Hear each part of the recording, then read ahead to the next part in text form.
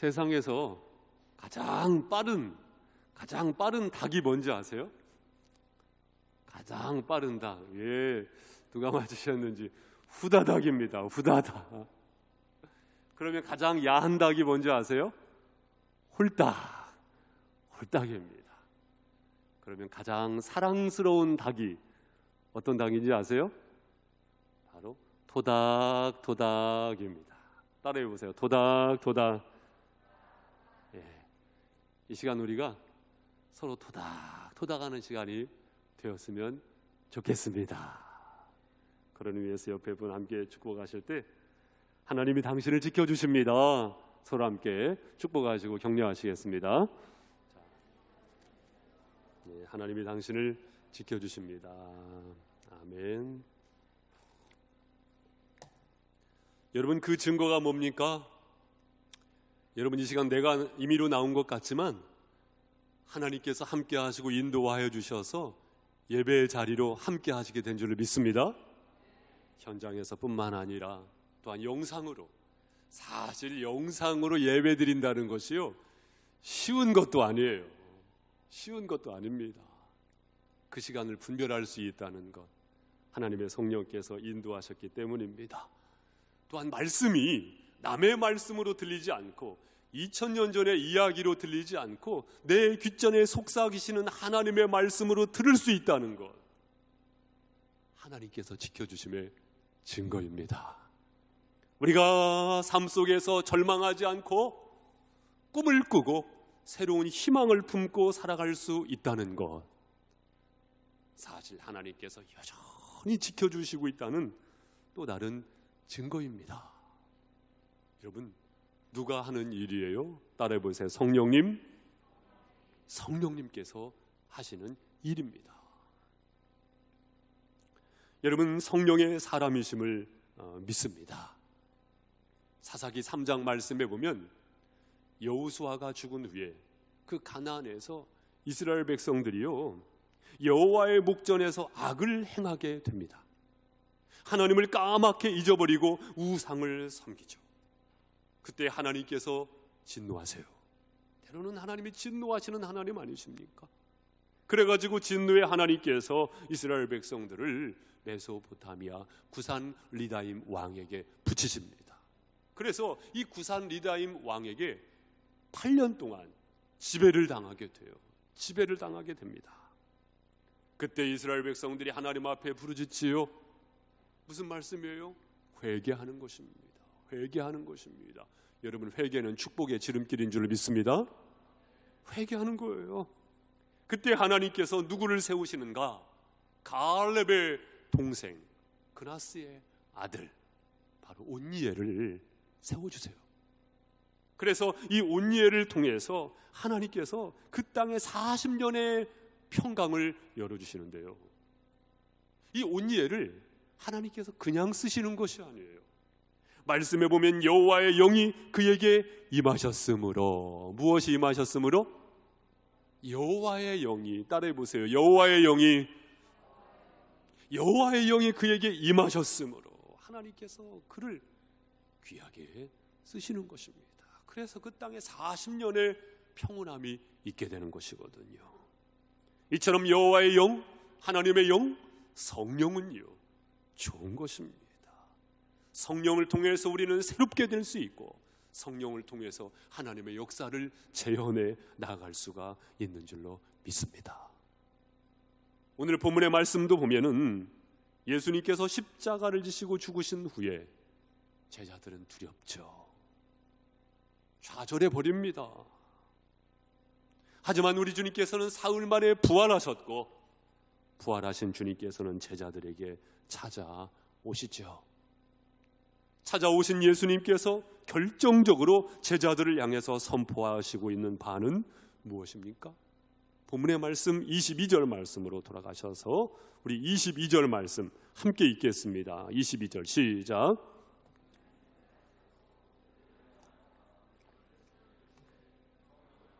아멘. 성령을 받으라. 두려워하고 있고 떨고 있고 좌절하고 있었던 그들을 향해서 성령을 받으라. 그것도 그냥이 아니고 숨을 내쉬며 가라사대 성령을 받으라. 왜냐? 성령은 좋은 것이기 때문에. 성령을 받으라. 여러분, 예수 그리스도를 우리가 영접하게 되면 삼위일체 하나님이신 성령님께서 동시에 우리 가운데 거하심을 믿습니다. 그래서 이 시간 아직까지 예수님을 나의 구주로 영접하지 않으셨다고 한다면 세상 의지하지 하려고 하지 마시고 예수님을 온전히 구주로 마음 가운데 영접하실 수 있기를 바랍니다. 또한 우리가 예수님을 나의 주님으로 확실하게 영접을 했다고 한다면 성령은 단회성이 아니에요. 지속적으로 성령으로 충만함을 덧입어야 할 줄로 믿습니다. 성령이 임하시는 것은 마치 바람과도 같지요. 인간이 어떻게 그 바람의 방향을 좌우할 수가 없어요. 하나님의 전적인 역사하심이라는 것입니다. 다시 말씀드리면 성령께서는요, 하나님의 영역 가운데 운행하시는 거예요. 하나님의 영역 가운데 운행하시는 것입니다. 그렇다고 한다면 우리의 영역 속에서 성령님을 신뢰하고 있는 우리가 성령의 사람으로서 우리의 영역 속에서 마치 기차의 두 레일과 같이 함께 맞추어 가야 할, 함께 보조해 나가야 할 신앙의 툴은 무엇인가? 우리가 그것을 밝히 알아가는 오늘이 되었으면 좋겠습니다. 우리의 영역 속에서 어떻게 성령님께 반응을 해야 할 것인가? 그때 우리가 지속적으로 성령의 충만함이 있게 되는 것이거든요. 먼저는요, 다시 한번 본문 말씀으로 돌아가셔서 19절 20절 말씀을 제가 읽어드립니다. 이날 곧 안식 후 첫날 저녁 때에 제자들이 유대인들을 두려워하여 모인 곳에 문들을 닫았더니 예수께서 오사 가운데 서서 이르시되 너희에게 평강이 있을지어다. 예수님께서요, 샬롬 하시는 겁니다. 따라해 보세요. 샬롬. 저는 우리 공동체 안에 이 인사가 많이 있을 수 있기 바랍니다. 샬롬, 샬롬 하시는 것입니다. 여러분 안에 그 평강이 있게 될 줄로 믿습니다. 그러한 가운데 20절에 보니까 이 말씀을 하시고 손과 옆구리를 보이시니 제자들이 주를 보고 무엇하더라? 기뻐하더라. 기뻐하더라. 제자들의 반응은 무엇이었냐면 바로 기뻐하더라, 그것입니다. 여러분, 우리 역시 기뻐할 때 성령님께서 춤을 추십니다. 성령님께서 활동을 하십니다. 성령님께서 역사하십니다. 이것을 소멸치 마시기를 바랍니다. 그렇기 때문에 우리는 기뻐하는 거예요. 기뻐하는 거예요. 데살로니가전서 5장 19절에도 보니까 성령을 소멸치 말며. 여러분, 성령을 소멸시키지 않는 비결이 우리의 영역 속에서 그것이 무엇이냐면 기쁨이에요. 따라해 보세요. 기쁨. 기쁨입니다. 사랑하는 성도 여러분, 이 기쁨을 잃어버리면 마귀가 틈을 타지요. 그러나 우리가 이 기뻐하면 성령께서 충만하게 역사하시지요. 할렐루야. 며칠 전에 시를 읽어드렸던 작시자였던 함석헌 선생님께서 종종 그런 말씀을 하셨다 하더라고요. 어떤 말씀이냐면은 유교는 제사집 같고 불교는 초상집 같고 기독교는 잔치집 같다. 사랑하는 성도 여러분, 예배는 축제요 잔치인 줄로 믿습니다. 뿐만 아니라 예배의 삶으로 살아내고 있는 믿음의 사람의 삶의 현장은 축제요 잔치집이 되어야 합니다. 성령의 사람의 특징이 있다고 한다면 기쁨의 샘물이 끊이지 않아요. 그렇다면 그 기쁨의 근거는 무엇입니까? 우리는 어떤 기쁨을 누리는 사람들입니까? 어떤 기쁨을 누리는 사람들이에요?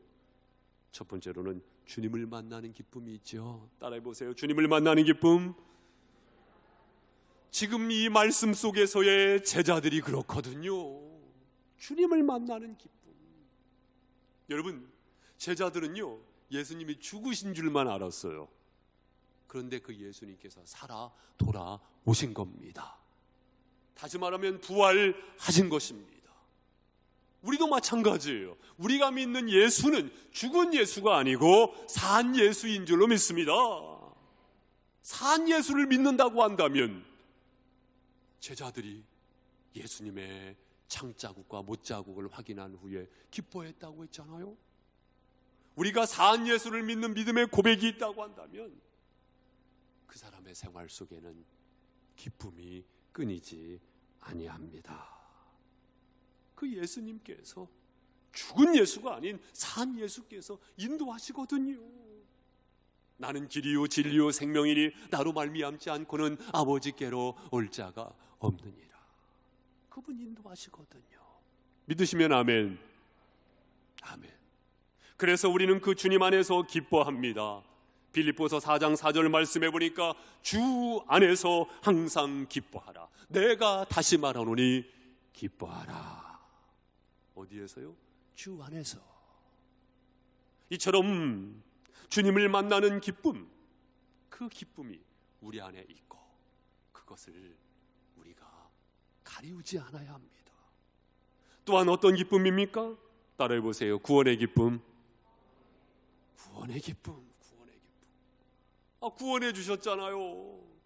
그것보다 더 큰 은혜가 어디 있습니까, 여러분? 하박국 3장 17절 이하에 보니까 비록 무화과 나무가 무성치 못하며 포도나무에 열매가 없으며 밭에 식물이 없으며 우리의 양이 없으며 외양간에 소가 없을지라도 나는 여호와를 인하여 즐거워하며 나의 구원의 하나님을 인하여 기뻐하리로다. 어떤 하나님이요? 구원의 하나님. 구원의 하나님. 구원의 기쁨. 그 기쁨이 우리의 기쁨이죠. 그래서 예수님께서 누가복음 10장 20절 말씀해 보니까 귀신들이 너희에게 항복하는 것으로 기뻐하지 말고 너희의 이름이 하늘에 기록된 것으로 기뻐하라. 그렇죠. 우리는 근거가 없는 기쁨이 아니에요. 바로 이 확실한 근거 속에서 우리는 기뻐하게 됩니다. 또 어떤 기쁨입니까? 따라해 보세요. 기도의 기쁨.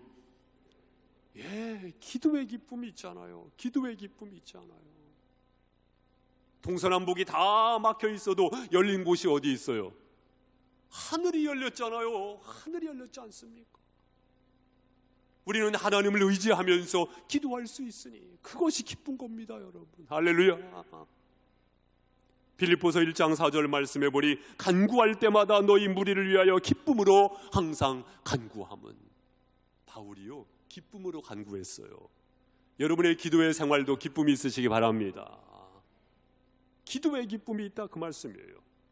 요한복음 16장 24절 말씀해 보니 지금까지는 너희가 내 이름으로 아무것도 구하지 아니하였으나 구하라 그리하면 너희가 받으리니 너희의 기쁨이 충만하리라. 이 기도의 기쁨이 있다는 말씀입니다. 저는 우리 성도님들께서 기도의 기쁨의 맛을 못 누리는 신앙생활이 아니고 기도의 기쁨의 맛을 누리는 신앙생활을 살아가시기를 주님의 이름으로 축복합니다. 지난주에 제가 우리 성도님들 하루에 몇 분 이상씩 기도하시라고 말씀드렸습니까? 30분 이상씩 기도하기입니다.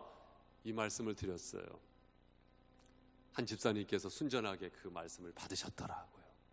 그래가지고요, 그 집사님께서요 30분 이상 시간을 채워보시려고 기도 제목을 노트에다 써보셨대요. 하나씩, 둘씩, 셋씩 쭉 써보다 보니까 글쎄 기도의 제목이요 페이지를 다 채우고 다음 페이지를 채우고 다음 페이지를 채우게 되더래요. 기도의 제목, 감사의 이유를 써보다 보니까 30분이 뭐예요? 1시간, 2시간이 훌쩍 지나가더라는 겁니다. 사랑하는 성도 여러분, 기도의 기쁨이 있죠.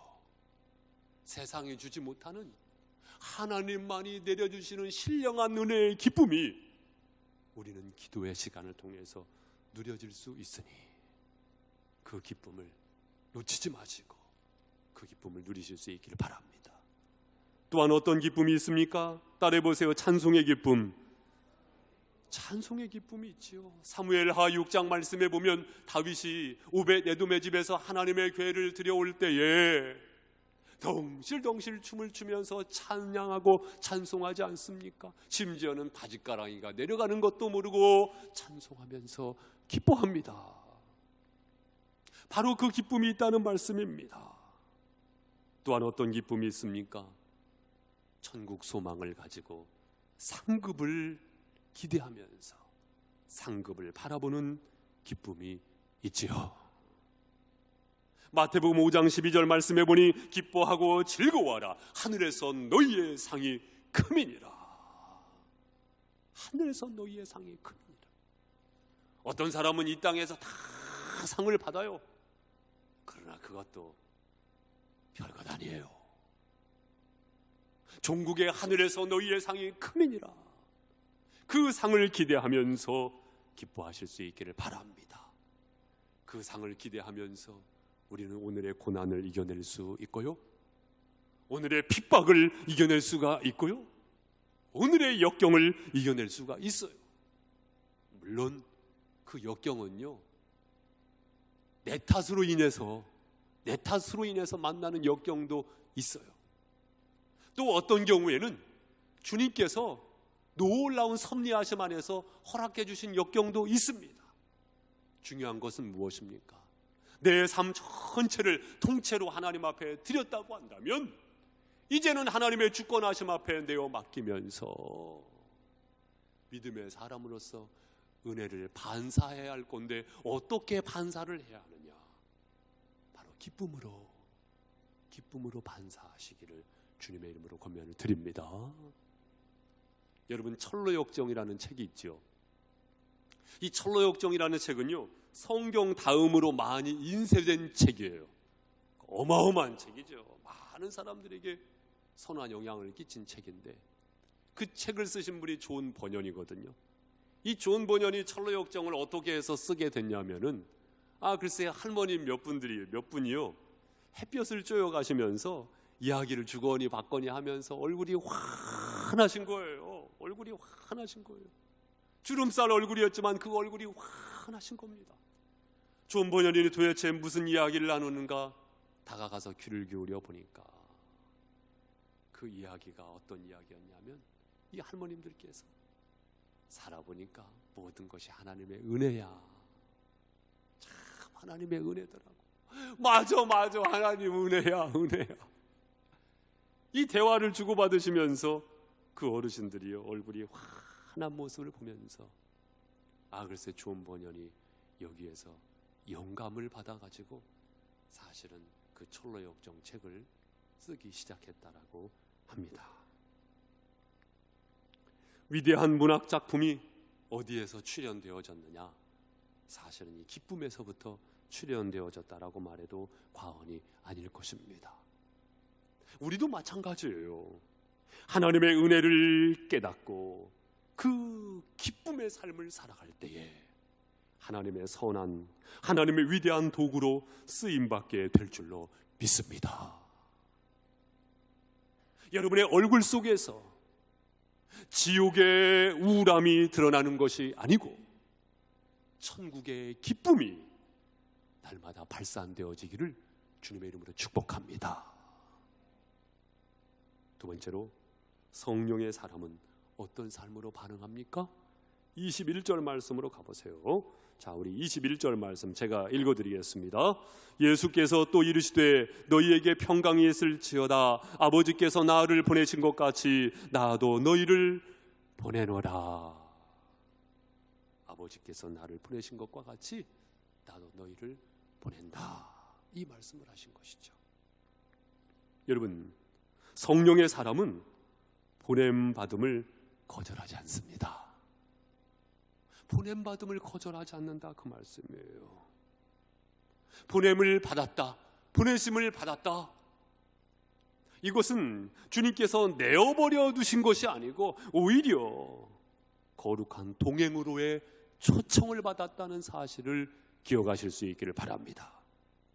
왜냐? 고아와 같이 내어버려 두시는 것이 아니고 성령으로 함께 하시는 것이기 때문에 거룩한 동행, 따라해보세요. 거룩한 동행. 거룩한 동행으로의 초대를 받은 것입니다. 따라서 우리 모두가 보냄받은 자로의 자기 인식이 있어야 하는 것이죠. 보냄받은 자로의 자기 인식. 요한복음 9장 말씀에 보면 날 때부터 소경된 자, 그 앞에서요 제자들이요, 저자가 누구의 죄 때문이야? 죄의 논쟁을 하고 있었습니다. 그때 주님 하신 말씀이 뭐냐면은 죄 때문이 아니고 하나님이 하시는 일을 나타내고자 함이니라. 주님 말씀하셨거든요. 그리고는요 갑자기 진흙을요 그의 얼굴에, 그의 눈에 이겨 바릅니다. 그리고 주님이 무엇을 말씀하십니까? 실로암으로 가서 씻으라 말씀이에요. 어디로 가서? 실로암으로 가서 씻으라. 여러분, 실로암을 번역하면 무슨 뜻이에요? 보냄을 받았다, 보냄을 받았다, 그것이거든요. 그래서 실로암으로 가서 씻고 보니 밝은 눈으로 왔더라, 성경은 기록하고 있거든요.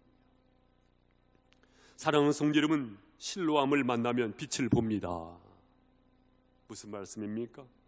보냄 받은 자, 보내심을 받은 자라는 이 각성이 있게 되면 우리는 비로소 보입니다. 비로소 보이는 거예요. 눈뜬 장님으로 살아가는 것이 아니고 우리의 영적인 눈이 열려지는 것이죠. 왜요? 보내심을 받았으니까. 보내심을 받았으니까. 어디로 가야 할지가 보여지는 것이지요. 더 이상 방황하고 더 이상 방종하는 것이 아니고 어디로 가야 할지가 보여지는 것이죠. 누구를 만나야 할지가 보여지는 것이죠. 어떤 것을 선택해야 할지가 보여지는 것이죠. 보여지는 것입니다. 보여지는 것입니다. 무엇하면 내가 보냄받은 자라는 그 각성, 그 자기인식이 있게 되면 그 영안이 환히 열려지게 되는 것이지요. 사랑하는 성도 여러분, 우리는 오가는 세대 속에 21세기 이때에, 이 시대에 보내심을 받았습니다. 이 세상에 많은 장소가 있지요. 그 가운데 바로 여기에 보내심을 받았습니다. 이 세상에 많은 사람이 있지요. 그 사람 중에서 바로 이 사람들에게 보내심을 받았습니다. 이 세상에 드넓은 피조 세계가 있지요. 그 피조 세계 중에서도 우리는 여기에 보내심을 받았습니다. 우리는 이 인식이 있을 필요가 있는 것입니다.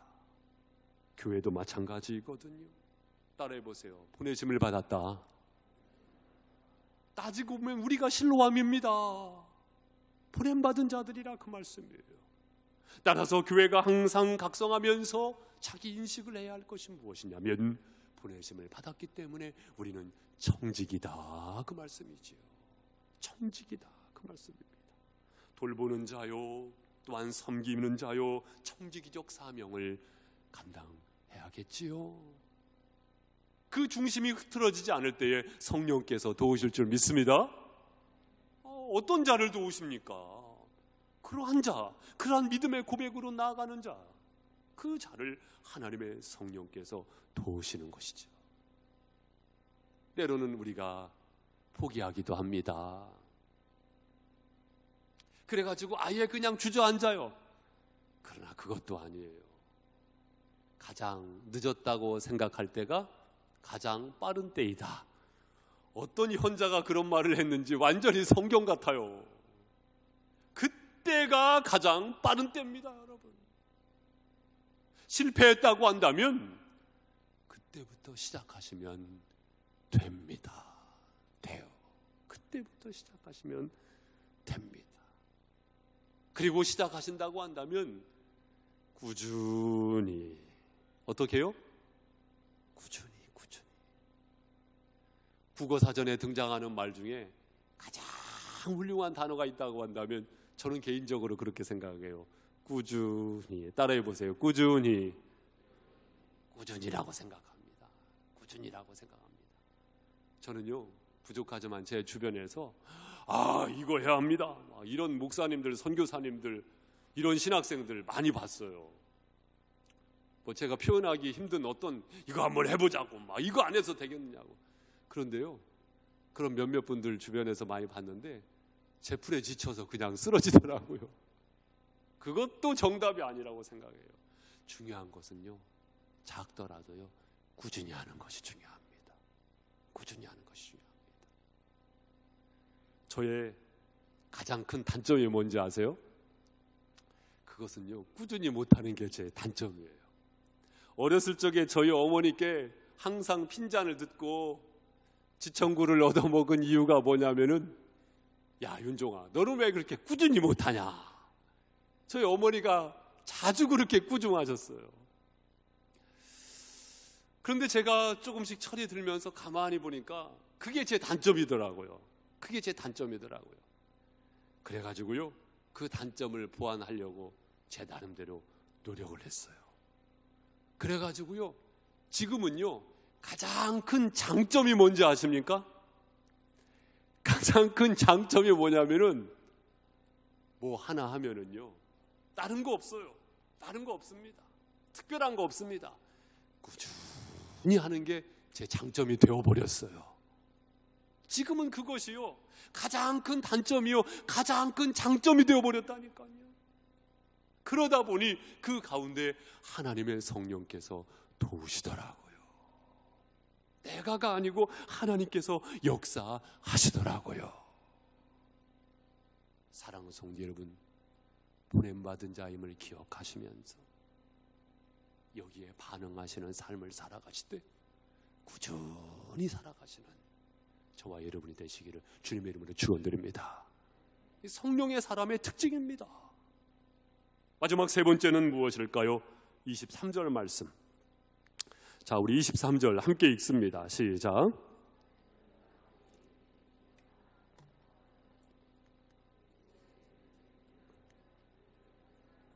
아멘.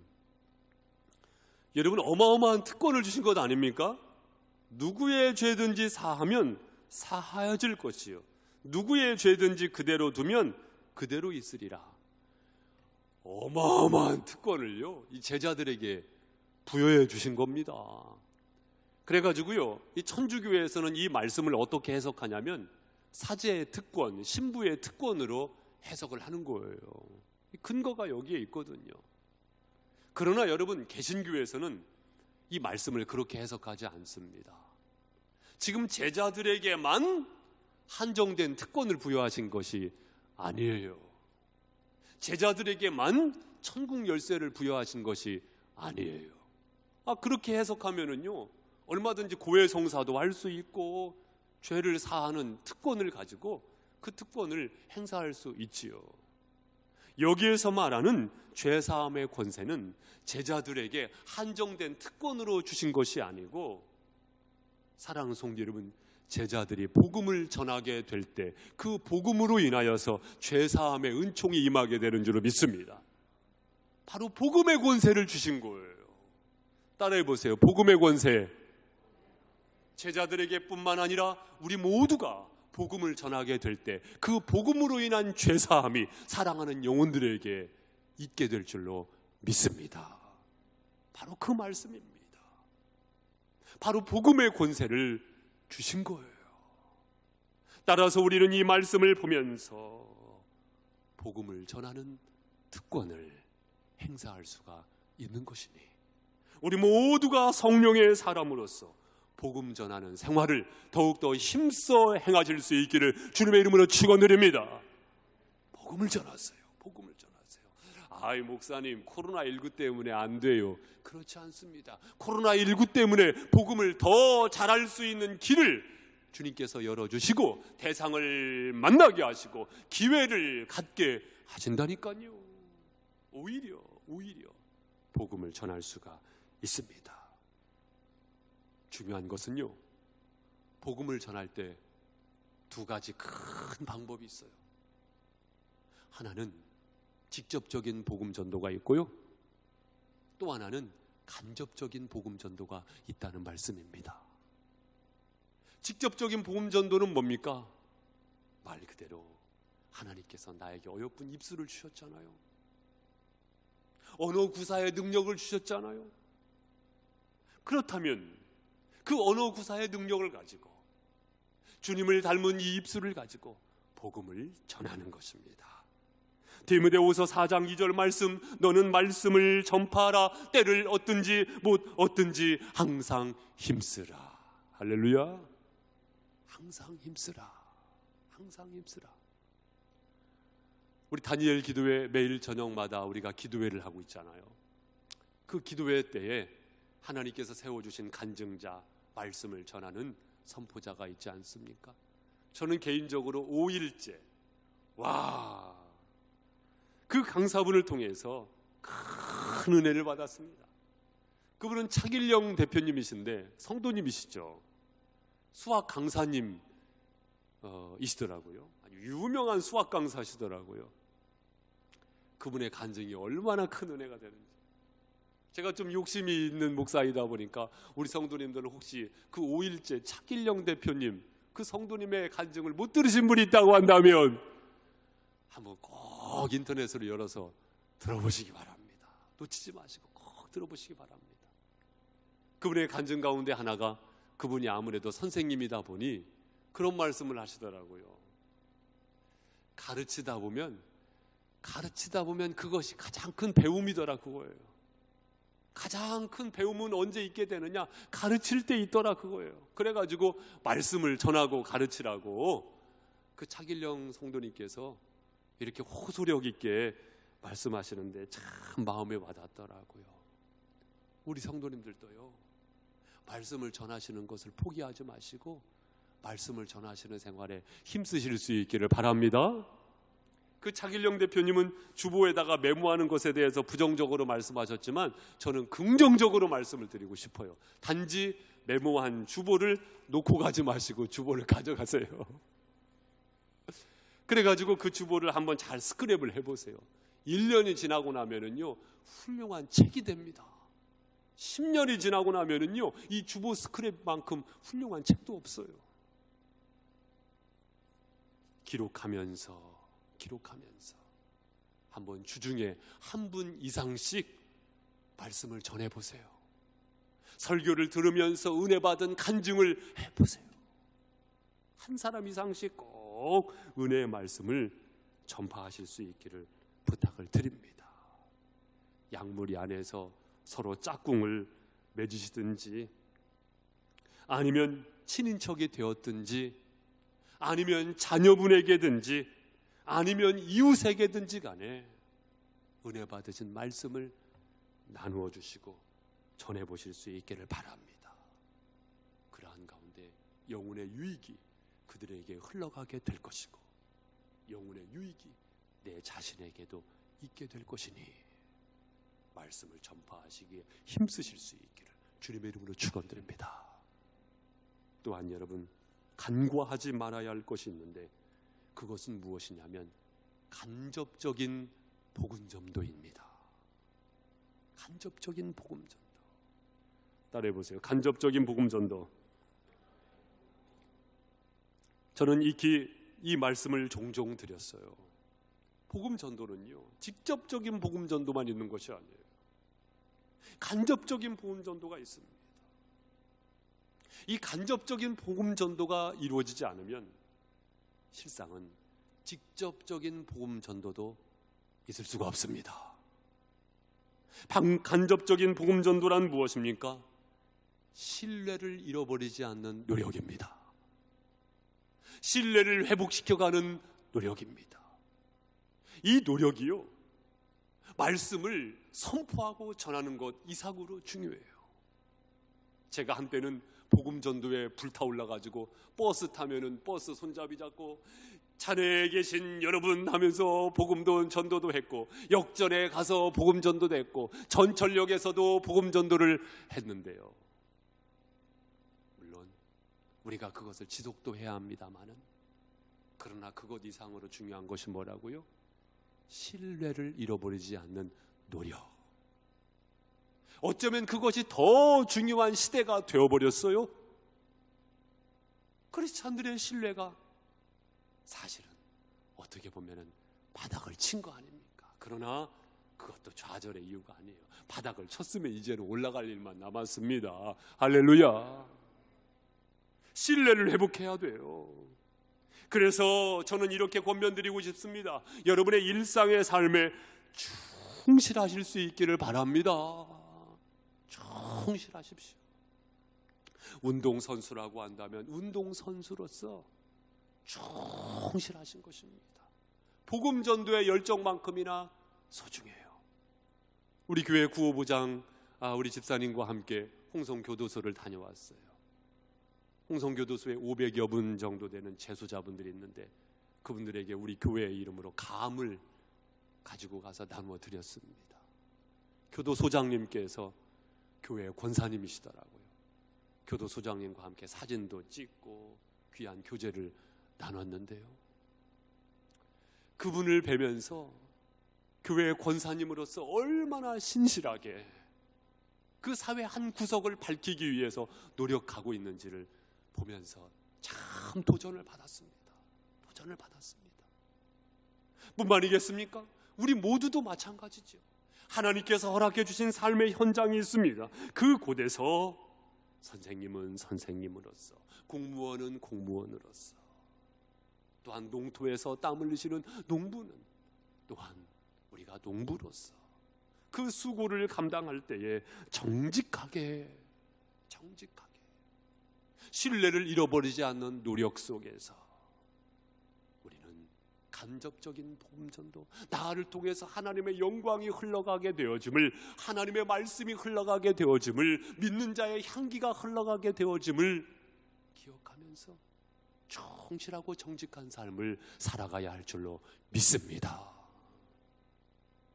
며칠 전에 인터넷 기사 가운데 영국의 일간지 데일리 메일에서 쓴 기사를 봤는데 그 기사의 내용이 뭐냐면 글쎄 밀렵꾼들이요, 이 밀림 정글에서요 콧불소를 잡아가지고요, 밀렵꾼들이 그 콧불소에 그 코뼈를 잘라간 거예요. 여러분 생각해 보세요. 콧불소에게 있어서 콧불은요 전부입니다. 그런데 그 콧불을 잘라간 거예요. 그리고는 그 콧불을 잘라버리니까요, 그 구멍을 통해서 콧불소의 두개골이 그대로 보이는 겁니다. 콧불소가 눈물을 흘리고 있는 장면을 사진을 찍어가지고 그 기사에 냈더라고요. 눈물을 흘리는 장면. 그리고 그 기사를 읽어보니까 뭐라고 기록이 되어 있냐면, 밀렵꾼들이 콧불소의 코를 잘라가고 왜 이 콧불소에게 이제 안락사, 그러니까 왜 총을 쏘지 않고 갔을까? 아마도 그 밀렵꾼들이 총알이 아까웠기 때문일 것이다 라고 풍자하면서 기사를 썼더라고요. 여러분 한번 생각해 보세요. 만약에 그 밀렵꾼들이 남모르게 콧불소에 코를 잘라가면서 집에 와서 또한 이웃들에게 예수 믿으세요, 예수 믿으세요, 예수 믿으세요 전한다고 생각해 보세요. 만약에 그자가 저 대신 이 설교 단상에 서서 말씀을 전한다고 생각해 보세요. 누가 듣겠습니까? 오히려 복음을 가리우는 결과가 되고 말 것입니다. 이처럼 신뢰가 상실되어진 채 복음을 전한다고 한다면 그것은 성령의 사람의 모습이 아니죠. 그리스도인이 어떻게 하면 세상을 이용해 먹을까? 이 생각을 하면 안 됩니다. 오히려 이유가 있는 손해를 볼 줄 알아야 합니다. 여러분 이때는 아멘 하셔야 합니다. 아멘. 복음을 전하는 자로서, 성령의 사람으로서 그때 성령님께서 오히려 도와주시는 겁니다. 먼저 그 나라와 그 의를 구하라. 그리하면 이 모든 것을 너희에게 도와주리라. 우리는 이 하나님의 도우심을 믿지 않습니까? 죽은 예수를 믿는 사람들이 아니고 산 예수를 믿는 사람들이 아닙니까? 하나님의 성령께서 도와주시는 것이죠. 사랑하는 성도 여러분, 우리 모두가 성령의 사람으로서 기쁨을 잃어버리는 실수가 없기를 주님의 이름으로 축복합니다. 그 기쁨을 회복하십시오. 여러분 안에 그 기쁨이, 그 미소가, 그 웃음이 다시 한번 펑펑 쏟아질 수 있도록 회복시키시는 믿음의 선장이 되시기를 주님의 이름으로 축원드립니다. 기뻐하십시오. 기뻐하십시오. 사랑하는 성도 여러분, 우리 모두가 보냄받은 자임을 기억하면서 믿음의 삶을 열어갈 때에 복음 전하는 자로 살아가십시오. 우리는 이미 이 대열에 섰어요. 이 대열에 섰습니다. 이제는 뒤로 돌아 못하는 거예요. 이 대열에 섰습니다. 이 대열에 선 자로서 뚜벅뚜벅 걸어갈 때 성령의 사람으로서 성령의 충만함이 덧입혀지게 되어지고 성령께서 행하시고자 하는 그 일을 우리 교회 안으로, 또한 교회 바깥으로, 지역사회, 여러분 가정 안에, 여러분의 삶의 현장 속에서 성령께서 성령의 일을 이루실 줄 믿습니다. 저는 지난 7주간 동안에 성령의 사람이라는 큰 주제를 가지고 말씀을 나누었습니다. 중요한 것은 무엇입니까? 믿음으로 깨어있는 것입니다. 말씀을 붙잡고 믿음의 삶을 살아가시되 성령님과 동행하시기를 주님의 이름으로 축원드립니다. 우리 오늘 이 찬양 함께 부르면서 더불어서 기도하는 시간을 갖고자 하는데요, 이 세상을 살아가는 동안에 나의 힘을 의지할 수 없으니 기도하고 낙심하지 말 것은 주께서 참 소망이 되십니다. 그렇습니다. 성령님을 신뢰하십시오.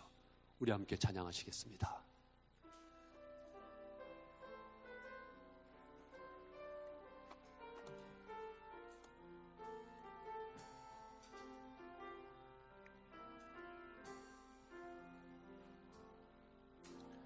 이 세상을 살아가는 동안에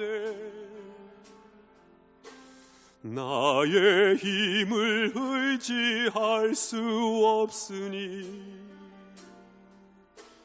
기도하고 낙심하지 말 것을 주께서 참 소망이 되심이라. 하나님의 꿈이 나의 비전이 되고 예수님의 성품이 나의 인격이 되고 성령님의 권능이 나의 능력이 되길 원하고 바라고 기도합니다. 주의 길을 걸어가는 동안에 주의 길을 걸어가는 동안에 세상의 것 의지할 수 없으니 감사하고 낙심하지 말 것을 주께서 참 기쁨이 되심. 하나님의 꿈이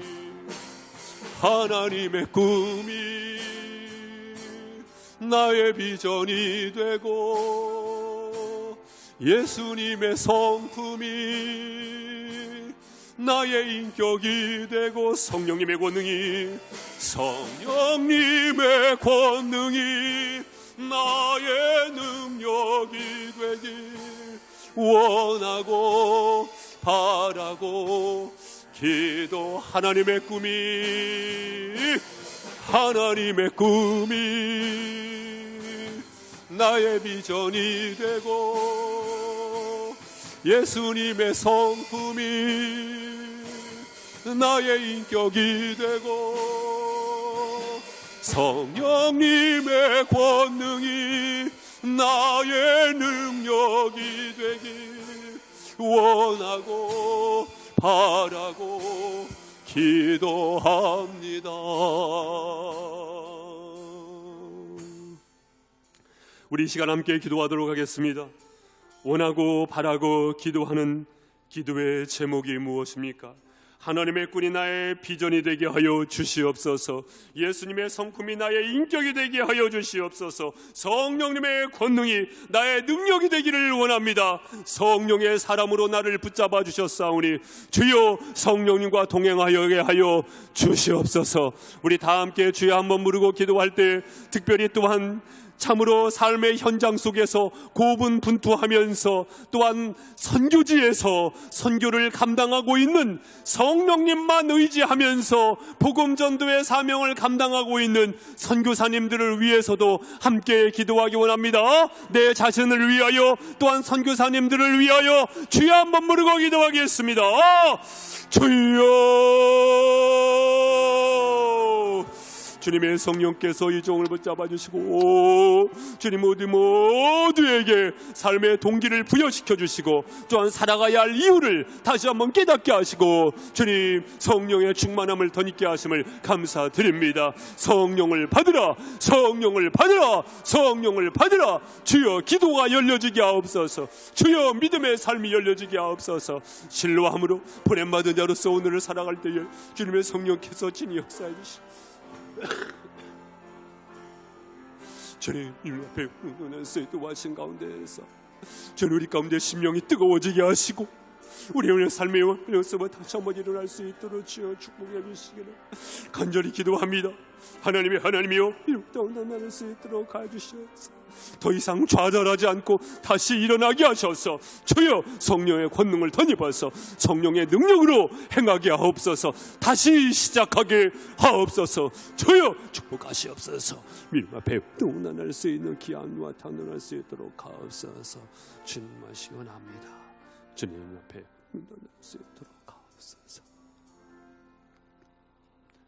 살아계신 하나님 아버지, 아바 아버지라 부르는 자녀됨의 특권을 주시고 성령님과 동행할 수 있는 성령의 사람으로 믿음의 대로를 열어주셨음을 믿사옵고 감사드립니다. 우리의 좌절 속에서 다시 한번 일으켜주시는 주님의 손길을 이 시간 경험케 하심을 감사드립니다. 이제는 주님의 성령께서 인도하시는 대로, 주님께서 원하시는 대로 같은 소망을 품고 살아갈 수 있도록 축복하여 주시옵소서. 예수님의 이름으로 기도드립니다. 아멘.